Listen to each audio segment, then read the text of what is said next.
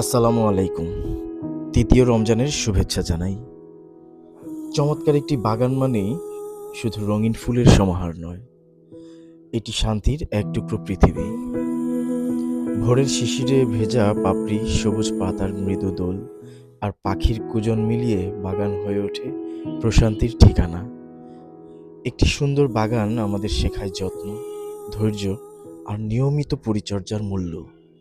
যেমন গাছকে আপনি পানি ও পরিচর্যা দিলে তা ফুলে ফলে ভরে ওঠে, তেমনি মানুষের মনও ভালোবাসা ও সৎকর্মে প্রস্ফুটিত হয়। ইসলামে বাগান ও গাছ লাগানোর গুরুত্ব অত্যন্ত গভীর। সহিহ বুখারী, সহিহ মুসলিম শরীফ থেকে উদ্ধৃত আছে, প্রিয় নবী হযরত মুহাম্মদ সাল্লাল্লাহু আলাইহি ওয়াসাল্লাম বলেছেন, যদি কোনো মুসলমান একটি গাছ রোপণ করে অথবা কোনো ফসল ফলায় আর তা থেকে মানুষ, পাখি বা পশু কিছু খায়, তবে তার জন্য সদকা হিসেবে গণ্য হবে। এই হাদিসটি আমাদের শেখায়, একটি গাছ শুধু পরিবেশের সৌন্দর্য বাড়ায় না, বরং তা সমাজের জন্য চলমান দান সদকায়ে জারিয়া। একটি বাগান থেকে মানুষ পায় বিশুদ্ধ বাতাস, ফল, ফুল, ছায়া ও মানসিক প্রশান্তি।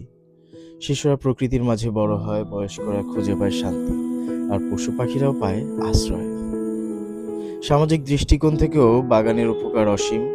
এটি পরিবেশ রক্ষা করে ও জলবায়ুর ভারসাম্য বজায় রাখে।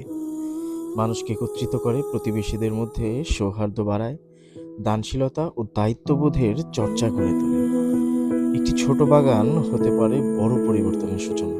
আমরা যদি প্রত্যেকে একটি করে গাছ লাগাই, তবে তা শুধু নিজের ঘর নয়, পুরো সমাজকেই সবুজ ও সুন্দর করে তুলবে। তাই বাগান হোক সৌন্দর্যের পাশাপাশি মানবতার এক উজ্জ্বল নিদর্শন।